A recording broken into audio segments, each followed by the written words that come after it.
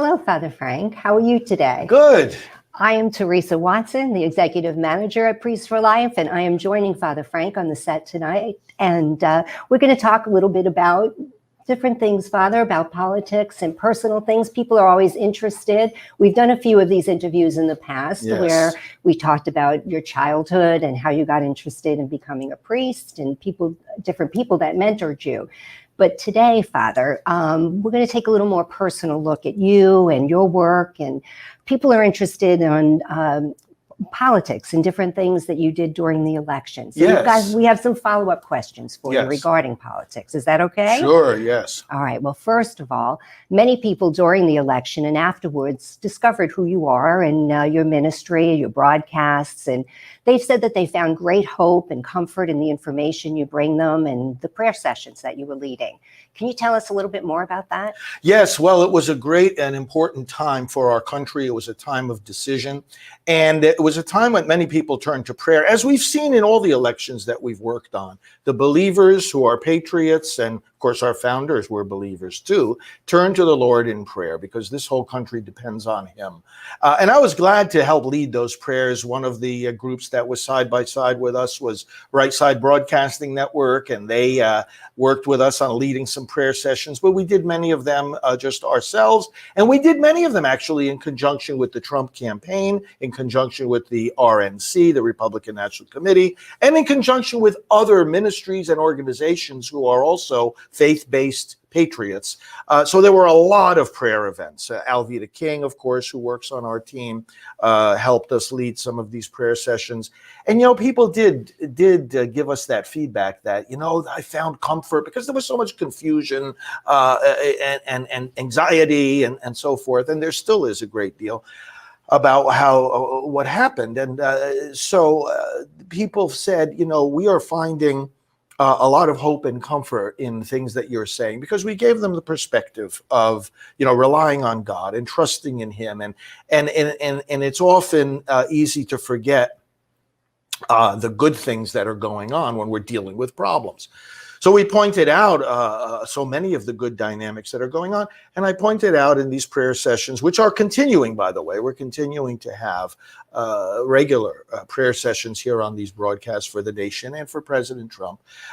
People saw that there were that there was a movement that started with this election. President Trump started this movement actually with the election of 2016.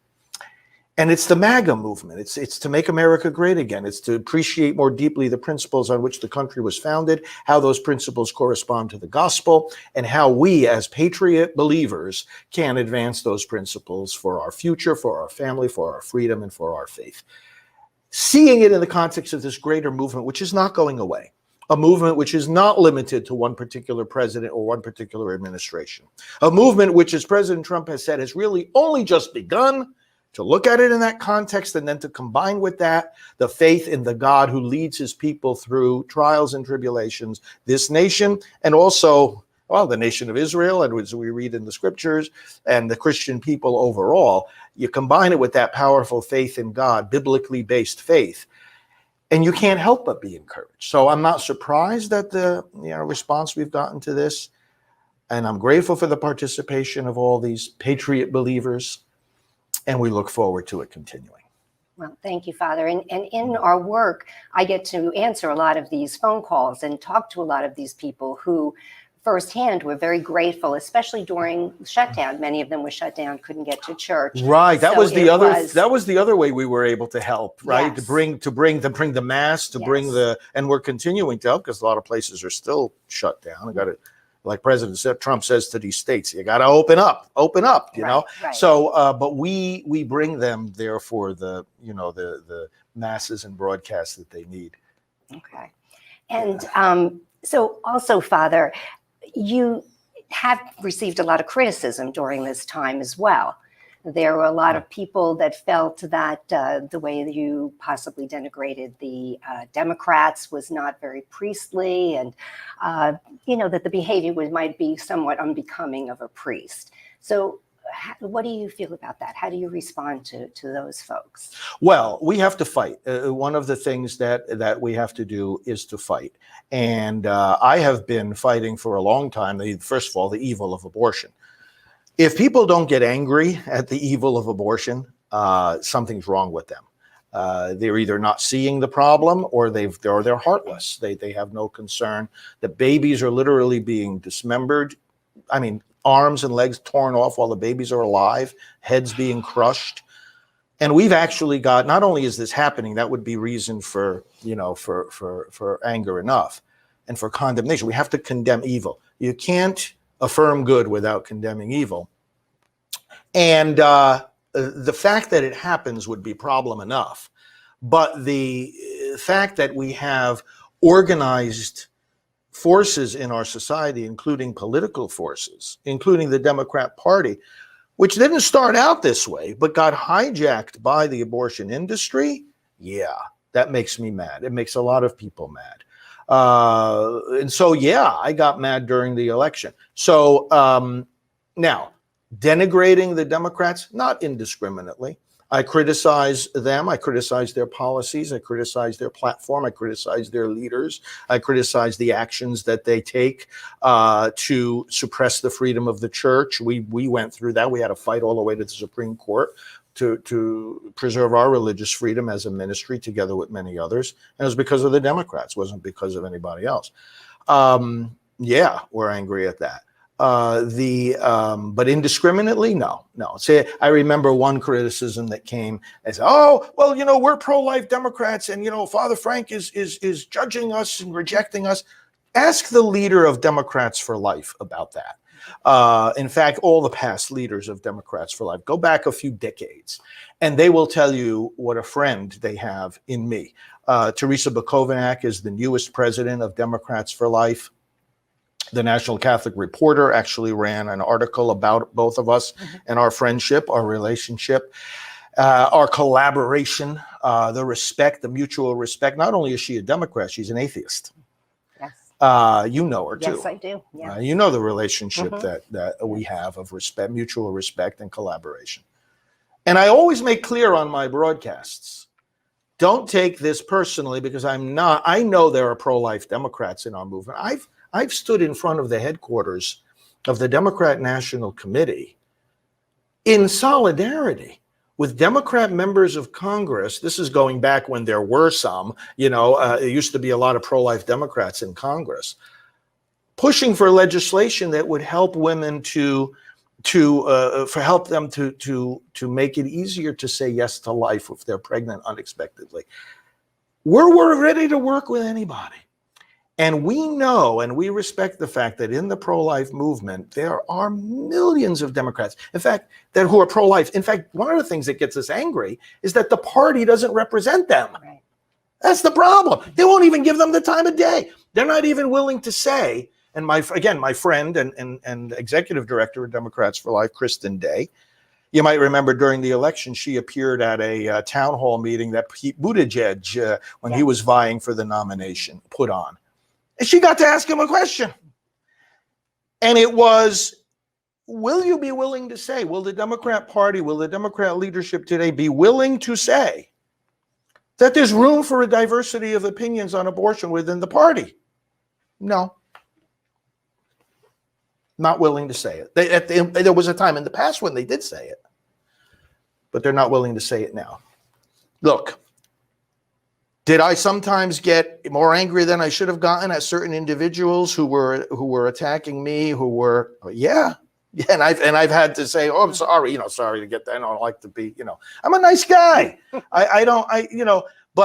I'm also, like everybody else who's in this movement, quite aware that there are a lot of things to get legitimately angry at. So, when we start every mass, we say, we have sinned. We say it publicly. We have sinned. Do we all sin? Do we go a little too far sometimes? Of course. And we apologize for that. But my goodness, let me tell you, as far as those who say, oh, well, this is not becoming of a priest, let me tell you what's not becoming of a priest. Silence. In the midst of a political party that is killing babies and wants us to pay for it, that is suppressing the freedom of the church, and that is destroying America. What is unseemly, what is unfit for a priest is to sit back in silence at that and pretend that he can be neutral. That's wrong, and in fact, it's deeply wrong. It's a failure to bear witness to the gospel. So I don't apologize in the least for the criticism that I have lodged against these destructive, immoral, godless policies that the Democrat Party has embraced. It's not a judgment on any particular individual. And I'm sorry if I've offended people personally. It's not personal. This is a matter where we've got to say, you know, as priests, as citizens, as Christians, we have got to rise up and address these problems. Thank you, Father. And just a quick follow-up. I speak to so many people, so many Catholics and Christians who are angry and at their pastors for not speaking out, for not doing anything. Quick advice, what do you suggest they do? Well, they themselves need to speak out. When we go before the judgment seat of God, God is not going to ask us what our pastors did or didn't do. He's going to ask us what we did or didn't do. The way you maintain peace in all of this is that you say, Lord, you know, I have to answer to you for the insight you give me, not for the insight you don't give my pastor. I have to answer for the courage you give me, not for the courage you don't give my pastor. I have to answer for the opportunities you give me to do something about this, not for the opportunities you didn't give to my pastor. So, and that's how I find peace. I know I'm doing what I'm supposed to do. As far as relating with them, sometimes we can't, because I have found time and time again. I mean, I've reached out, I've told I've written an open letter to all the pastors of the country and all the bishops of the country during the election saying this is not business as usual. These are not just political disagreements that we can say, oh, well, you know, we can be neutral and let the politicians work it out. No, these are fundamental moral questions of the right to life, of the freedom of the church. We can't be neutral about these things.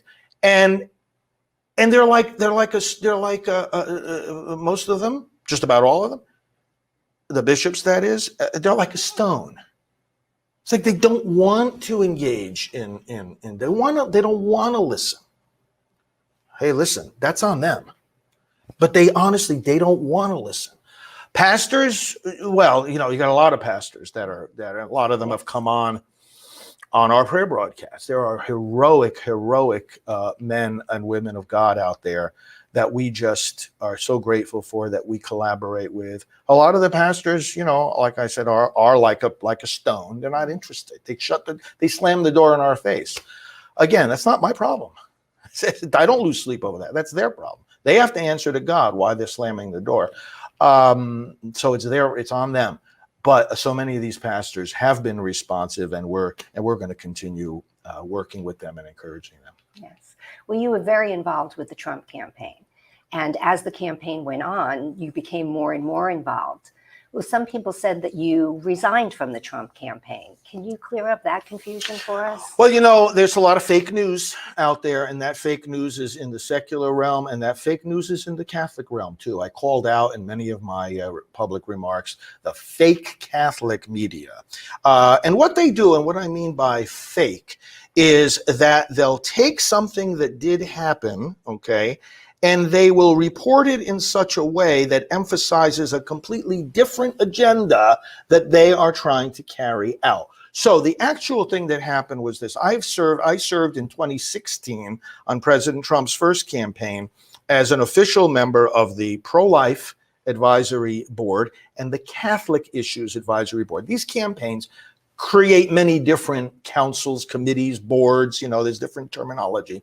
And they ask experts in different areas to come on board and to advise the campaign. Mm-hmm. And my role then, and then it was repeated again in 2020, I was asked again to be on the Catholic Advisory Committee. And then I was asked to be not only on the Pro-Life Advisory Board, but to be the national co-chair, which I proudly served on in that position for a while. And it wasn't only to give advice, you know, on Catholic issues and pro-life issues, and to articulate to the public, you know, as a person who could do interviews and articulate what President Trump was trying to achieve and his team, what they did achieve. Not only all of that, but I'm a priest. And so they asked me, they being not only the campaign, but also the Republican National Committee, they asked me to exercise a priestly role. Now think of this, and then I'll tell you exactly what happened and how the media, fake news, including fake Catholic news, spun this the wrong way. I sat right in this very chair right here in this studio, and I would go on these broadcasts with the Trump campaign and with the RNC. And they would say to me, like at Easter time, well, Father, explain to us more what Easter is and how that should encourage Catholics who want to make a difference in our country's elections. Hey, listen, the bishops write about the Second Vatican Council, the Catechism, all write about how we have to be active citizens, right? And so they said, they're asking me as a priest, comment on how the faith leads us to be active in the election. I mean, is that an inappropriate role to play? And then they said, Father, lead us in a rosary. I was on with the RNC, had several of these. We had a lot of them. I mean, these things were happening every week. We had prayer calls, the RNC, Father, lead us in the Stations of the Cross. Now what political candidate? I'll tell you what, the Democrats aren't doing that. The Democrats aren't having weekly rosary things like we had with the Catholics for Trump. Weekly rosary gatherings. Chaplet of Divine Mercy. In fact, they asked me to get other priests, and I did get other priests to come on each week, and we had plenty of priests that were willing to do it and did do it, a week after week after week, and we were leading the people in prayer. These are people who take their faith seriously, who take their patriotism seriously, and they're registering voters, and they're out there informing voters, and they're out there helping the people of God to make a difference in the world. What in the world could possibly be wrong with a priest praying with and encouraging these people? So I was asked to play a role, and I did play a role, a priestly role, as well as someone who could comment on pro-life and Catholic issues. And I did it during the whole course of both campaigns, and also in between. As the president carried out his role as president, I was privileged to be involved in many, many advisory meetings and personal communications. As far as resigning from the campaign, see, here's where I get annoyed. I'm a priest, and I always strive to be a faithful priest. And so there are rules and laws in the church about how much a priest can do in regard to political campaigns. Now, I had asked for, there is a provision in canon law where under extraordinary circumstances, a priest could be involved directly in a political campaign. And I asked for that exemption because what the canon law says in the Catechism, people can look it up. It says when the fundamental rights of human beings are at stake, or the salvation of souls, the freedom of the church, for example, then this can open the door to even priests being directly involved in that. I said, well, listen, and I absolutely convinced of this. We're in that situation right now. This is not an ordinary situation. But I was told by people we work with at the Vatican that we should not have official titles. So I said, okay, I went to the campaign and I said, listen, the law of the church requires that I not be officially a member of this board or officially a co-chair of this. And they said, fine. Now, what the story should have been was Father Frank committed to helping the Trump campaign because they are defending the freedom of the church and fundamental human rights. Both Father Frank and the Trump campaign have respect for the law of the church and abided by it. Right. That's exactly what happened. I told them I can't have an official title anymore, but I didn't. But then what the fake Catholic news does and other news outlets is they'll run a story. Well, Father Frank, or they'll just throw it in as a line or one line or at a headline. Oh, Father Frank, who resigned from the Trump campaign. And what is the story then? What's the impression that's created? Well, I had some kind of problem with Trump, or I had some kind of problem with, or I wasn't so sure anymore that he should be president. So I distanced myself from the campaign. I did not. I went deeper.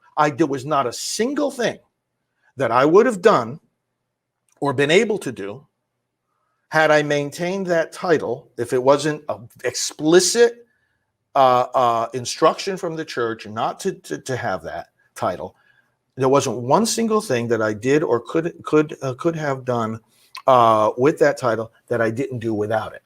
In other words, I kept just as involved. I led those prayer sessions. I gave the advice. I was out there publicly speaking. I did everything. In fact, as the days went on, I became more involved and I became more convinced, as I am more convinced today than ever, that President Trump is one of our greatest presidents, if not the greatest president, that his administration was the most successful presidency, and that his accomplishments line up with what the Catholic Church and the Christian gospel want to see happen in the world. Prosperous economies, protection of the citizens, freedom of religion, school choice, protection of the unborn, peace in the world. Look what the president does for Israel. And President Trump has stood by Israel and moved the capital, moved the embassy to the capital, which is Jerusalem, and gave them sovereignty over the Golan Heights, and brought about these peace accords between Israel and other and Arab nations. This is not of concern to Christians. This is not of concern and importance to the church. This is not biblical. I mean, you got to be crazy not to appreciate. And unfortunately, some are crazy. I think it's a disease. The opposition to President Trump, including within the ranks of the clergy, some clergy, I believe is a psychological disease, Trump derangement syndrome. And so, no, I had no part of that, and I resent the fake news, including fake Catholic news, trying to create the impression that somehow Father Frank distanced himself from the Trump campaign. There was no such. It's absolutely false. And, if anything should be said, it's how some clergy mindlessly and very culpably associated themselves with the Biden campaign. That's bad news. And by the way, what I did with leading these prayers, for the Trump campaign, no different from Cardinal Timothy Dolan of New York, leading a prayer at the Republican National Convention, which he did, and it was televised, and people know about that. So hope that clarifies things for people. And, President Trump isn't going away. I was just with him the other day, as people know, when he spoke at here in Orlando. He was only 45 minutes from here. And he spoke at the Conservative Political Action Conference. And he said there what he has been saying all along, that this great movement to make America great has only just begun. My support for it and for him has only just begun. It will only grow greater, and it will only grow more public and more loud and clear. And we invite everybody to join us. Well, thank you so much, Father Frank. And I'm sure that cleared that up for a lot of people. Well, if it didn't, I don't know what else it's you on could them. say, It's not on me. But thank you for the time tonight. And I know that everyone is really going to enjoy this broadcast. And I thank you all for joining in. And we hope you come back. And I hope we'll be able to maybe do this again. Well, we'll have you come back too. Well, I would like that. It's quite a blessing to be able to do it. So should we give a blessing to our audience? I think we should. All right, friends, and to you and to our staff and to our audience. Thanks, brothers and sisters, for joining us as always. May the Lord bless and protect you, strengthen you and your families, keep you always close to him, in the name of the Father and of the Son and of the Holy Spirit. Amen. Thank you. Amen. And thank you. Thank you, Father.